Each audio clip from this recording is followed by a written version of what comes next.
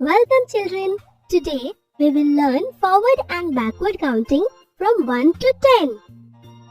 Geffy was playing with her friend today. She saw the stairs that were attached to the wall. The numbers from 1 to 10 were written on the steps of the stairs.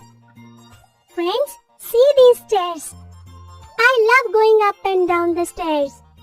Do you want to climb these stairs with me? Let's go! Let's sing a song and climb these stairs. 1, 2, 3, 4. I'm so high above the floor. 5, 6, 7, 8. How much longer? I can't wait. Going ahead to 9 and 10. I want to try this again. Wow friends, by counting 1 to 10, we have reached the first floor. Now we have to go back down. Will you help me to go back down? Friends, count with me. 10, 9, 8, 7. I need to buy a lemon. 6, 5, 4, 3. I think I can spot the tree. Moving back to 2 and 1. Let's all run.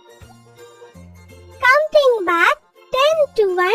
I came down from the roof to my friends. Friends, wasn't this fun? 5 7 9 7 3 1. Share the answers with your friends and family. Children, in this video, we learned forward and backward counting from 1 to 10.